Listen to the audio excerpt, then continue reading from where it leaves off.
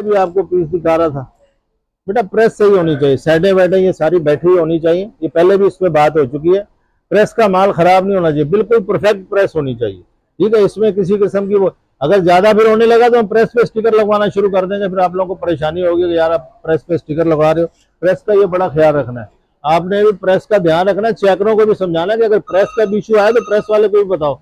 जब तक उसको बताओगे नहीं, उनको भी क्या पता चल रहा है, वो भी ऐसे ही बनाते जा रहे हैं। क्यों अपने शकील भाई सही है ना? बिल्कुल सही कह रहे हैं जी। देखिए, हम लोग जो काम कर रहे हैं ना, वो एक टीम वर्क काम कर रहे हैं। अब सारी बातें तो जावेद भाई ने कर ही दी है, कुछ बोलने का मौका ही नहीं छोड़ा है।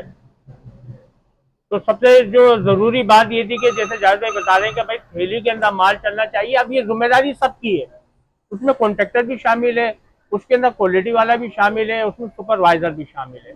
जहां किसी की अगर नजर आ रहा है तो ये जरूरी नहीं है कि क्वालिटी वाला आके जो है ना बोलेगा कि भाई ये थैली में डाल दो, आपने देख लिया आप डलवा दो उसको। दूसरा, सिलिकॉन के हवाले से, सिलिकॉन जो है ना हमारा डब्बियों में ही चलता है। अब सिलिकॉन ऑयल जो है ना अगर असली नहीं है तो वो धागा जब घूमता है उसकी छींटें उड़ती हैं सारी, जब छींटें उड़ती हैं फ्लप गिरता है तो सारा जो है ना ऑयल स्टैंड पे वो जम जाता है। अब ये ज्यादा बता रहे हैं कि 20-25 डब्बे लग गए, तो ये कंपनी का भी नुकसान है और ये टाइम का भी ज़िया है। अच्छा, कल जो है अपना धागे की वजह से हमारा एक माल रिवर्स पे गया, बिल्कुल ऐसी, समझ गए। तो भाई बैठे में तो मैंने इनसे सुबह भी बात की इनसे। फिर मैं आपको बता रहा हूँ कि जैसे आप जो है बंडल आप वहां भेजते हो, आप एक बंडल उठा के 4 पीस चेक कर लो कि यार मेरा बंदा, मैं उसको पैसे दे रहा हूँ, मैं सब कुछ उसको टाइम पे कर रहा हूँ, तो वो बंदा मेरा काम सही कर रहा है या नहीं कर रहा। बजाय कोई बहस मुबासे के जो है ना वो काम को खुद ही चेक कर ले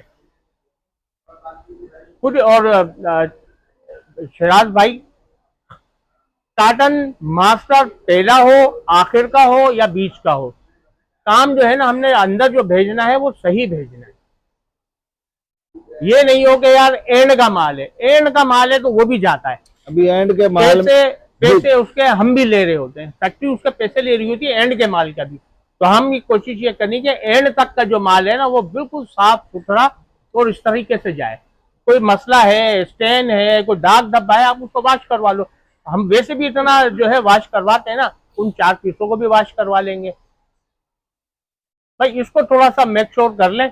और पैकिंग के हवाले से जो उसने पीस खोल रहा था सब में डस्टिंग, एक होता सेंसिटिव कलर है, ब्लैक है, नेवी है, व्हाइट है, ये ऐसे कलर है जिसमें डस्टिंग जो है ना लाजमी होती है।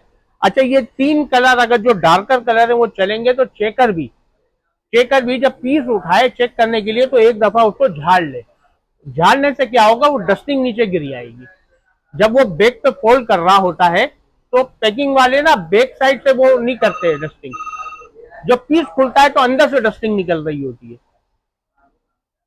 तो चेकर जो भी है जब पीस उठा के चेक करना है तो उसको झाड़े और फिर चेक करे उसको, सही जल्दी जी।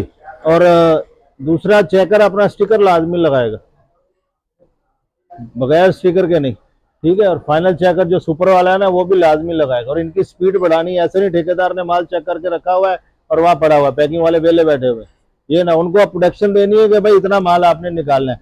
पैकिंग के ऊपर बेटा एक और बात है कि हमारे मालों में ना अक्सर शेड आता है, शेड, तो शेड के लिए आपको बंधा दिया हुआ, सही है ना, तो शेड वाइज करके पैक कराना है। और माल ज्यादा देर जमा नहीं रखना आपने, ज्यादा देर जमा यानी आपने ढक दिया, कपड़ा डाल दिया, उससे डस्ट पड़ती रहती है। उस दिन याद है लकी 10 से भी मंगा के 69 की बात करो, कितने बंदे खाली डस्टिंग के ऊपर लगाए हुए थे। जो कलर आपके पास आ गया, 10 मास्टर बन रहे हैं, 6 बन रहे हैं, मुजम्मिल जितने मास्टर बन रहे हैं ना मास्टर बना देने उसके। ये नहीं कि थोड़ा माल जमा होगा और लाट आएगी फिर करेंगे, कम से कम वो माल हमारा सेफ हो जाता है। तो ये डस्टिंग के बगैर अब इस चीज का बड़ा ध्यान रखना है, और बगैर शेड के जो है ना वो माल पैक नहीं होना चाहिए, ये आपने बहुत ज्यादा इसका ख्याल करना है। अच्छा, एक चीज